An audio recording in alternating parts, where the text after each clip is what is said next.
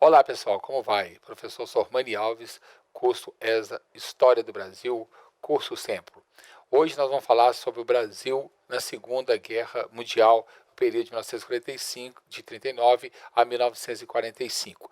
Eu coloquei isso para vocês porque a gente vê muitas das provas que teve do ESA, sempre alguma questão sobre a Segunda Guerra Mundial. E no edital vem bem especificado isso, né? A participação do Brasil na Segunda Guerra Mundial. Lógico que eu coloquei alguns dados para vocês, aqueles dados mais importantes para você saber sobre esse assunto. Na época eu falei sobre Vargas, na aula que eu dei sobre ele da Era Vargas, eu falei um pouco sobre a questão da Segunda Guerra Mundial. Agora eu vou só colocar mais alguns detalhes para você chegar bem tranquilo. Se tiver alguma questão sobre a prova, você acertar com certeza, tá? Então olha aqui, eu vou lembrar vocês que a Segunda Guerra Mundial ela vai de 39, né, de 1939 a 1945, 39 a 45. Nesse período 39, antes de começar a guerra, nós tínhamos aqui, como eu falei com vocês aqui, ó, você tem a Alemanha, você tem a Itália, aqui no caso, você tem o Brasil, você tem Portugal, você tem a Espanha, todos são os países nazifascistas, certo? Até o Brasil mesmo com o governo de Getúlio Vargas. Então, Brasil, Portugal, Espanha, Itália e Alemanha são países nazifascistas e nós temos também o Japão, ok? Então, esses três aí. Nós temos um país como a União das Repúblicas Socialistas Soviéticas, a União Soviética era comunista, e você tem uma liderança da Inglaterra, da França, dos Estados Unidos, que são lideranças capitalistas. Ok? Então você praticamente estava armado. O que estava armado para uma guerra era isso. Você tem países comunistas, você tem os países capitalistas, com a liderança dos Estados Unidos, Inglaterra e França, e você tem países capitalistas, mas com governo de características fascistas e nazistas, como a Alemanha, como a Itália, Portugal, a Alemanha com Hitler, a Itália com Mussolini, Portugal com Salazar, a Espanha com Franco, Getúlio Vargas no Brasil e lá no Japão. Esses eram os países, na época, fascistas e nazistas, ok? Então, se todo mundo aqui está sabendo mesmo, que estou falando, a guerra vai ser questão quando a Alemanha... Até limpar isso aqui, né? Quando a Alemanha ela invade a Polônia, certo? Ela tinha anexado a Áustria e a Iugoslávia, ela invade isso aqui, e a partir disso aí começa a Segunda Guerra Mundial. Praticamente será três países, será a Alemanha, será a Itália, nazifascista, e será o Japão, praticamente contra o resto do mundo, né? Vamos colocar assim, três contra praticamente o resto dos aliados. Esses são chamados eixo, e os outros são chamados aliados. Logicamente que Portugal e Espanha, lógico que são nazistas e fascistas, mas não estão contribuindo com essa questão da guerra. Fica mais questão de neutralidade. Mas o resto, se não participou efetivamente, dava apoio. Então, era o eixo contra os aliados. Os aliados com a liderança da Inglaterra, França e os Estados Unidos. Mas que teve participação da União Soviética comunista, esse oficial comunista lutou junto com os Estados Unidos. Até o Brasil acabou lutando, mesmo o governo sendo fascista, lutou contra eles. Por quê? O objetivo maior era acabar com a Alemanha. O inimigo a ser batido é a Alemanha. O inimigo a ser batido era o nazismo e fascismo. Nazismo e fascismo. Ok? Tanto que quando acabou a guerra, o presidente do Brasil, fascista Getúlio Vargas, ele vai ser deposto do cargo justamente por isso, que o inimigo vai ser batido era dessa forma. Então nós temos aqui a Alemanha que vai começar a conquistar, chega aqui, invade a França, invade isso aqui que já é dela praticamente, Portugal e Espanha, ela vai tomando esses locais, chega aqui na questão da Noruega, na Finlândia, no norte também, e vai invadindo esses locais todos. Ok? Ele não conseguiu invadir a Inglaterra, porque a Inglaterra é uma ilha, que vocês estão vendo por aí, questão de uma ilha. Se é uma ilha, tá? Se é uma ilha, pelo navio não dava, como Napoleão tentou conseguir, não conseguiu, não deu, porque realmente era a rainha dos mares, e a questão dos aviões. Certo? Ele tentou por aviões e não conseguiu. A Inglaterra acabou pedindo essa invasão. Ele chegou até a bombardear a questão de Londres, mas ele não destruiu a cidade do jeito que ele queria. A população, avisada antes, era escondida nos porões, e essa população foi a grande resistência da guerra pela Inglaterra. A Inglaterra, ela vai começar a fazer um ataque, pregando aqui do norte da África, para chegar aqui na Itália, que era o caminho, porque na verdade, por centro aqui da Europa, estava complicado, porque as forças nazistas estavam muito grandes aí. Nisso aí, o Japão também que está na guerra aqui, ó, o Japão tinha esperança de conquistar isso aqui, ó, a China, essas ilhas todas aqui, certo? E fazer o chamado Grande Japão, tomar conta disso aqui. Por isso que, na verdade, ninguém gosta dele, nem as Coreias, que são as duas Coreias que estão aqui, certo? A Coreia do Norte e a Coreia do Sul. A China detesta o Japão detesta chinês, ok? Eles tentaram realmente, o Japão tentou e não conseguiu. A China sai até como vitoriosa da guerra, justamente porque ela impediu o avanço japonês naquela região para formar o Grande Japão. Em 42, o Japão vai e faz um ataque a Pearl Harbor, no Havaí, que pertence aos Estados Unidos. Com isso, os Estados Unidos entram na guerra. Até então, eles estavam na política neutra. Os Estados Unidos, em 41, que vai entrar na guerra. Então, os Estados Unidos, nos primeiros anos, ele estava dando ajuda para os países aliados, mas não entrou efetivamente. E, a partir daí, ele entra efetivamente. Aí vem a questão da história com o Brasil. Em 1942...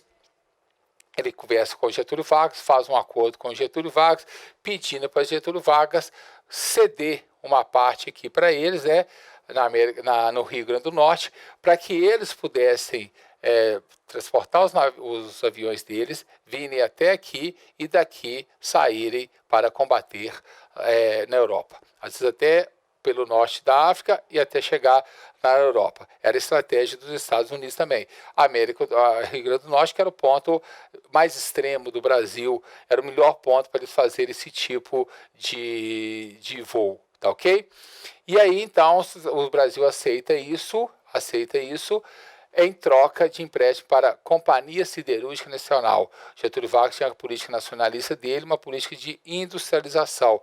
E um dos planos deles, que é o Plano da Fé, era investir em industrialização na siderúrgica. E eles, então, era uma forma dele investir também. Então, ele consegue esse empréstimo para a criação da Companhia Siderúrgica Nacional em Volta Redonda. Mesmo assim, ele não decidia se entrava na guerra ou não, aquelas coisas todas, estava mantendo a posição neutra, não queria brigar com os Estados Unidos, e muito menos com Hitler e Mussolini, que de certa forma ele tinha amizade com eles mesmo, e tinha mesmo, isso era comprovado, até que navios brasileiros, até falam de 19 navios, foram atingidos na costa brasileira. Toda a costa brasileira foi acabando sendo atingida por navios. Alguns até falam que foi os próprios Estados Unidos que fizeram isso para forçar o Brasil a entrar na guerra, já que a Alemanha estava vencendo a guerra, ela não ia sair de lá aqui para atacar navios, certo? Ainda mais que Getúlio Vargas teria amizade com Hitler. Então essa teoria também tem sentido. Mas a teoria que fala que foi a Alemanha que atacou os submarinos. Com muitos ataques noturnos, então a pessoa não tem certeza de quem que foi. Então Getúlio praticamente começou a sofrer pressão, inclusive da população, para que ele entrasse na guerra, aderisse à guerra. Então ele vai, mesmo sendo um exército ruim, o exército era muito pequeno, na época, ele vai acabar entrando na guerra, pedindo até ajuda do Roosevelt, que é o presidente dos Estados Unidos, para equipar, armar o exército brasileiro, certo? Vai ser criada a Força Expedicionária Brasileira para ajudar a questão do exército.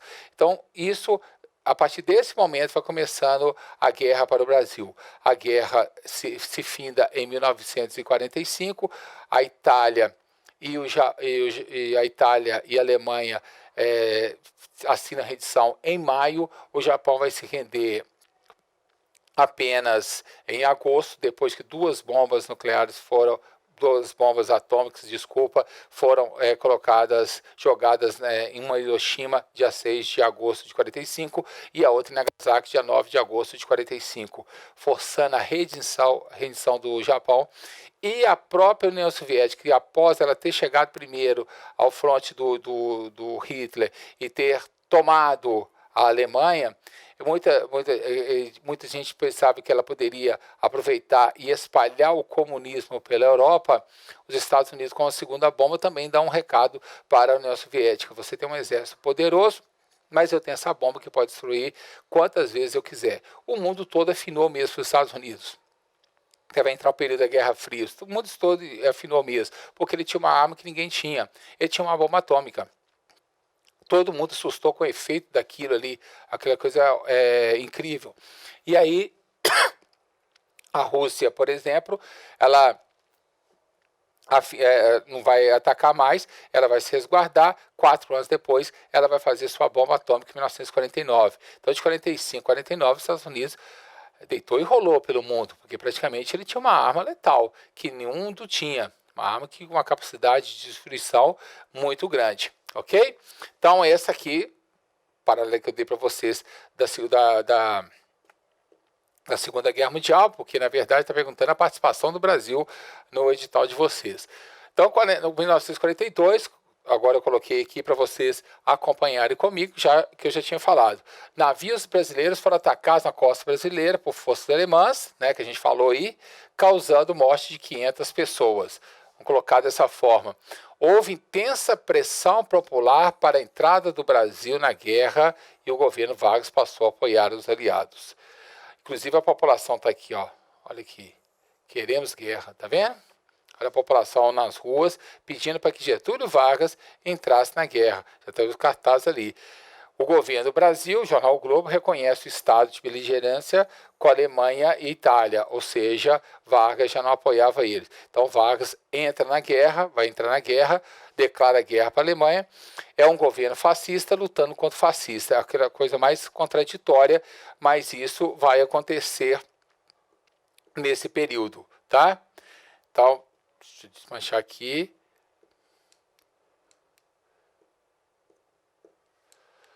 O Vargas conseguiu que o presidente dos Estados Unidos, Roosevelt, modernizasse as forças armadas e concedesse empréstimo para construir a Companhia Siderúrgica Nacional, do jeito que eu falei com vocês, tá vendo? Localizada em Volta Redonda. Então, em troca, o Brasil cedia um terreno no Rio Grande do Norte para os americanos instalarem uma base militar, principalmente para a questão dos aviões. Eu já até falei com vocês que era chamar trampolim da vitória à saída dos aviões. Então, cede uma parte do Rio Grande do Norte, e em troca a gente consegue empréstimo para a Companhia Siderúrgica Nacional e vão modernizar as nossas Forças Armadas, que era muito ruim para lutar numa guerra, tá? Os críticos duvidavam, na época, da capacidade da participação brasileira no conflito. Até falava essa frase, né? Seria mais fácil uma cobra fumar do que a FEB embarcar, quando foi criada a Força Expedicionária Brasileira. Por isso que a FEB tem o símbolo dela, uma cobra fumando o cachimbo aqui, tá vendo? Ou seja, a cobra vai fumar. Mas os críticos faziam dessa forma, que o Brasil não tinha condições para isso. E o Brasil foi numa raça violenta. As pessoas que foram, muitas vezes passaram muito frio, dor de barriga, chegaram no local que eles não conheciam, eram brigas com pessoas que nunca tinham visto, eram inimigos, não tinha muita questão nas armas, eles foram treinados pelos Estados Unidos lá. Então, eles realmente foram grandes heróis mesmo. Se temos umas pessoas, por mais que pode falar assim, o Brasil chegou lá, lutou já no final, já estava tudo certo. Eu não creio dessa forma. As pessoas que foram, lutaram da sua vida. E as pessoas que lutaram, isso é uma guerra. Tá? Para mim, merecem todo o nosso respeito. Grandes heróis do Brasil, na minha opinião, seriam essas pessoas que foram e lutaram num lugar totalmente diferente, totalmente longe do país, numa condição de frio, às vezes de menos 20 graus, certo? Com armas não muito boas, e mesmo assim, com muita vontade mesmo, muita raça, muita luta, vencer algumas batalhas em solo italiano. O Brasil enviou para a Itália, que era onde eles iam, ocupado pelas forças nazistas, em julho de 1944, 25 mil militares da Força Expedicionária Brasileira. 42 pilotos e 400 homens de apoio da Força Aérea Brasileira. É mais ou menos o contingente que ele vai mandar, e o pessoal está vendo pela foto, indo de navio, indo para a Itália lutar na guerra, tá? Aí eu fiz um quadro para vocês aqui, ó, essa evolução 1939, início da Segunda Guerra Mundial. Tá vendo aqui? 39, início. 1942, ataque dos alemães aos navios mercantes brasileiros, forçando a entrada do Brasil. Em 1942, o Brasil rompe com a Alemanha. Então vai entrar na guerra. 1942, em agosto, o Brasil declara guerra à Itália e à Alemanha. Ok? Essa foi 39, início da guerra, 42 os ataques, 42 o Brasil rompeu, e quando foi em agosto, o Brasil declara guerra à Itália e à Alemanha. Porque se declarou para a Itália para a Alemanha e para o Japão também, que era o eixo. Em 43, que foi criada a FEB, Força Expedicionária Brasileira, justamente para lutar junto com o Exército. Em 1945, os pracinhas vão lutar na guerra, que eram os soldados que iam para lá. Em maio de 45, a rendição alemã e da Itália e ao fim da guerra nesse período, ok? Esse é o esboço aqui de como que praticamente a linha de tempo, de como que ficou a situação aí. A declaração da guerra contra a Alemanha e Itália ocorreu no dia 31 de agosto, coloco sempre a data, 31 de agosto de 1942. Foi aí. Antes eles tinham rompido e declarou a guerra 31 de agosto. O exército brasileiro, porém, contava com pargo contingente, muita gente, e foi preciso convocar recrutas e reservistas, como médicos, enfermeiros, advogados, pessoas que estavam bem no interior, na roça, por exemplo, né? Muita gente pegou lá pessoas com 18 anos, 17, pessoas sem 19, 20 anos, pessoas sem muita noção mesmo do que era aquilo, não sabia, nem nunca tinha visto uma arma na vida, e vamos, né? Porque a gente tem que lutar pelo Brasil, ok? Por isso que as pessoas foram também, porque não tinha um contingente muito forte mesmo. E aí, então, já que não tinha, foi decretado, que é o decreto que formava a Força Expedicionária Brasileira, assinado em 9 de agosto de 1943. Em 42 a gente declara a guerra, em 43 se cria a Força Expedicionária Brasileira, incorporou o exército americano e foi treinado por eles na Itália, ao pessoal da Força Expedicionária Brasileira, com o símbolo da cobra fumando o cachimbo aqui, que virou o símbolo deles, ok? O contingente da FEB era formado por 25.445 homens para atuar exclusivamente na guerra, tá? 25.445. Desses, 450 soldados morreram, certo? E 3.000 soldados ficaram feridos no decorrer da campanha do Brasil, certo? Heróis que foram lá e deram sua vida pela pátria mesmo, tá? O contingente brasileiro estava dividido em 8 unidades. As 8 unidades que o Brasil pertencia: o 1º Regimento de Infantaria, o 1º Regimento, no Rio de Janeiro, o 6º Regimento de Infantaria de Caçapava, em São Paulo, o 11º de São João del Rei, Minas Gerais, o Regimento de Infantaria, 4 grupos de artilharia, 9º Batalhão de Engenharia, Aquidauana, no Mato Grosso do Sul, 1º Esquadrão de Reconhecimento, 1º Batalhão de Saúde, tropas especiais e contava com 67 enfermeiros. Esse era o contingente do Brasil para a Segunda Guerra Mundial, dividido em 8 unidades, ok? Então, continuando aqui. Também foi criada, além da FEB, a Força Aérea Brasileira. Olha aí o símbolo, senta a pua, né? Chega junto, vamos, né? Conseguir, tá vendo a forma do símbolo aqui, o Papaléguas. Participou do conflito. Sob o lema Senta a Pua, sua unidade principal era o 1º Grupo de Aviação de Caça. Era composto por 374 militares e 28 aviões, dos quais 16 foram abatidos. Dos 28, 16 foram abatidos. 5 pilotos mortos e 5 feitos prisioneiros. Tá vendo? Uma participação importante. Os soldados brasileiros chegaram na Itália no dia 16 de julho de 1944, quando eles foram. Lutando ao lado do exército dos Estados Unidos, os brasileiros conseguiram expulsar o exército alemão, que ainda resistia no norte da Itália. Então, falar assim, já chegou lá, já estava tudo pronto. Não, ele ajudou sim a expulsar. Muita gente fala assim, já estava tudo pronto, já estava tudo certo, o Brasil foi lá à toa, só foi lá para conseguir a Companhia Siderúrgica Nacional. Não, a participação do Brasil foi importante, isso é relevante mesmo.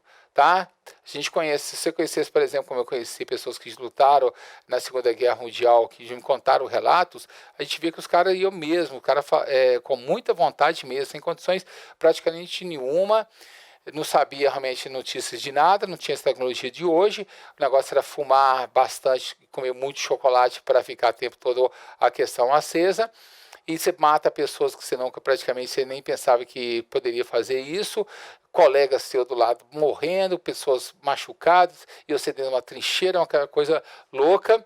E o Brasil teve grandes vitórias, e a principal foi a de Monte Castelo. Aqui em setembro de 44, soldados brasileiros tomaram Massorosa, Camairora e Monte Prano. E no início de 45 ajudaram a conseguir pontos estratégicos como Monte Castelo, Castelnuovo e Montese, tá? Essas aqui principalmente, quando a guerra terminou em 1945. Isso até é muito bem que a Batalha de Monte Castelo, os Estados Unidos pedem os brasileiros para irem atacar os nazistas que estavam lá em Monte Castelo, achando que os brasileiros seriam mortos, a maioria deles seriam mortos, os alemães gastariam todas as balas com os brasileiros, e aí eles chegariam e renderiam os nazistas alemães.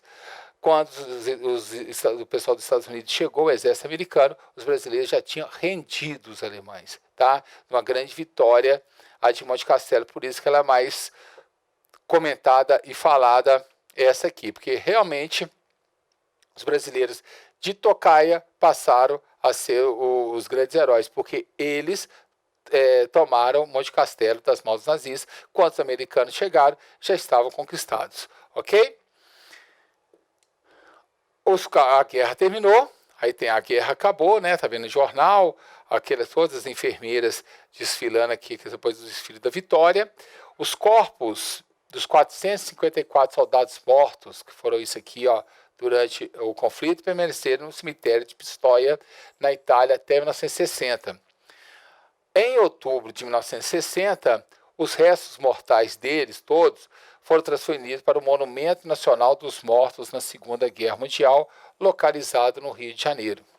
Tá? Que quando você passar para ESA e tudo mais, você vai ter oportunidade de ir nesse museu.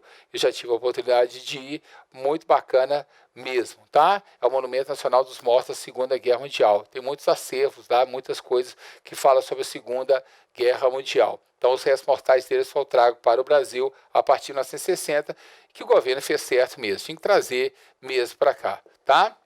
Em 60 até era o final era o início do governo do Jânio Quadros, né? E final do governo de Juscelino Kubitschek, final do governo de Kubitschek e início do governo de Jânio Quadros. Aí do continente brasileiro, olha o que vai acontecer depois da guerra aqui. A ida do continente brasileiro à Europa aumentou as contradições internas do governo de Getúlio Vargas. Lógico, ele era fascista, certo? Ele era fascista, o Brasil foi lutar contra os fascistas. Afinal, os brasileiros foram lutar contra uma ditadura, mas vivia sob um regime antidemocrático. Duas ditaduras, nazista e fascista, e o governo aqui era. Então houve muita pressão mesmo. Quando os militares voltaram, houve pressão, inclusive pressão também dos Estados Unidos para que Vargas fosse deposto. Receosos que os soldados, agora experientes, pudessem voltar contra o governo, Vargas apressa em desfazer o contingente militar. Acabar com esse contingente. Tá vendo? Porque ele tinha quase certeza que o pessoal ia querer que ele renunciasse. E o que aconteceu mesmo? Vargas acabou, mesmo com a pressão também dos Estados Unidos, Vargas acaba pressionado, ele é deposto e ele acaba renunciando. Certo?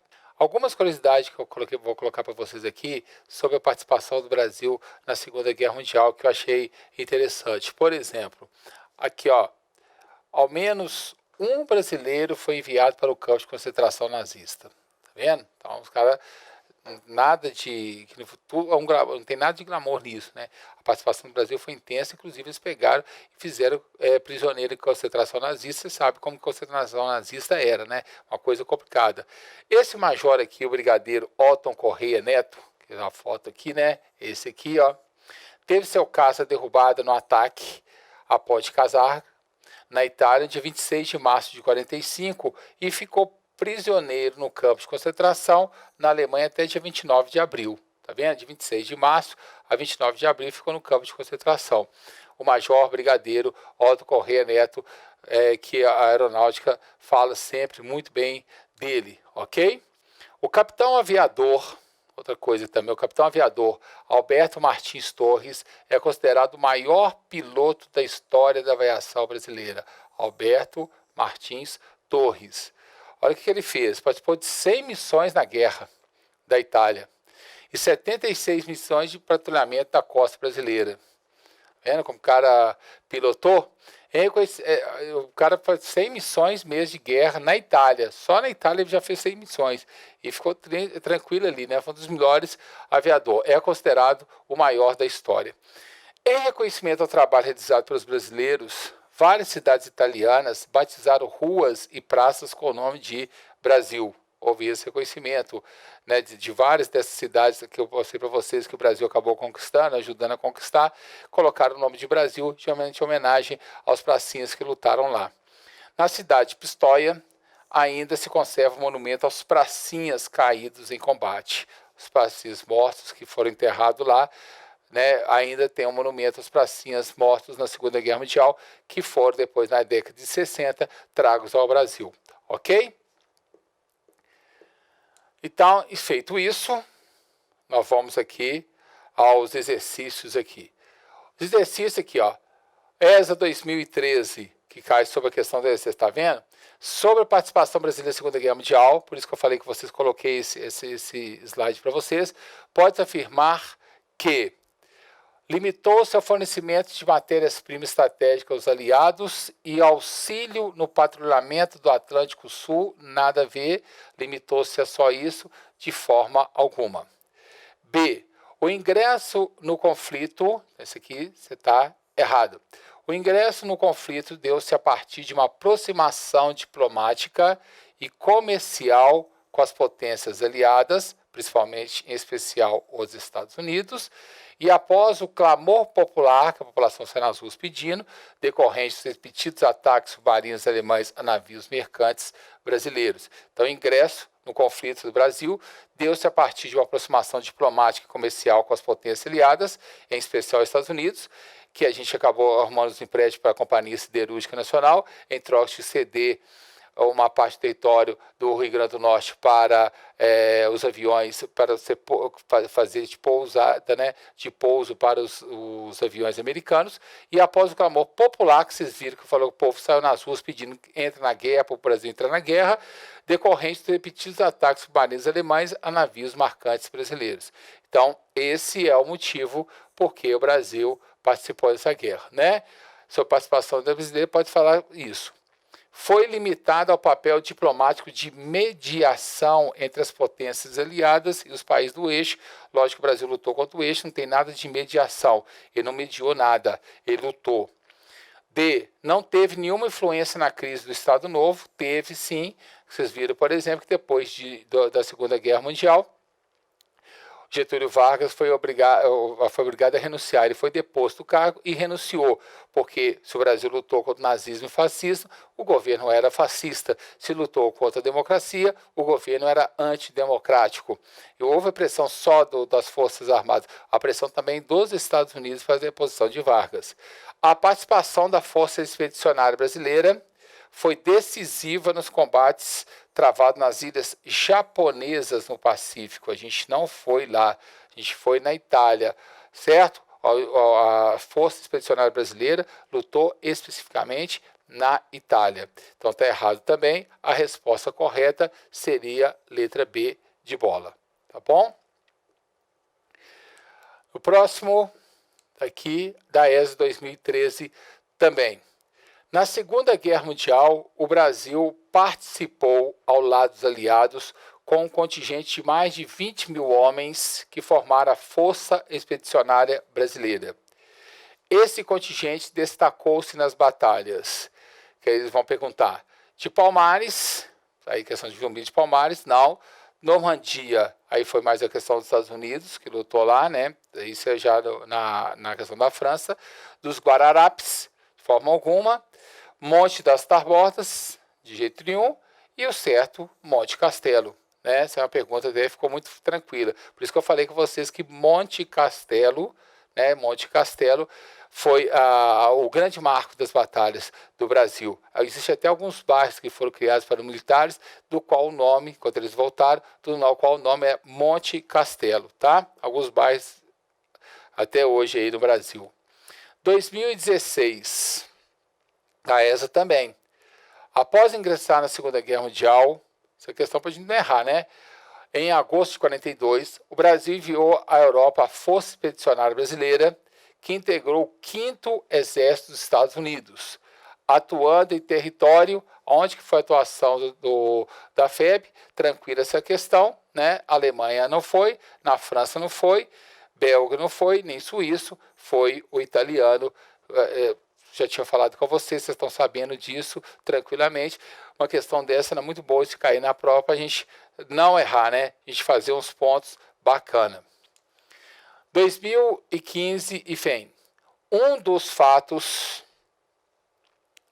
importantes que contribuíram efetivamente para o ingresso do Brasil na Segunda Guerra Mundial, qual que fato mais importante para o ingresso do Brasil na Segunda Guerra Mundial foi, letra A, o ataque de aviões japoneses ao Forte Copacabana. Nada disso existiu. Isso não tem nada. O torpedeamento de navios brasileiros por marinhos alemães, principalmente na costa do Rio de Janeiro. Isso aí está certo. A invasão do estado do Amazonas por tropa nazista. Isso não aconteceu. A tomada do arquipélago de Fernando de Noronha pela marinha fascista italiana. Também não aconteceu. De jeito nenhum. Bombardeamento da cidade de São Paulo por aviões da Força Aérea Alemã também não existiu.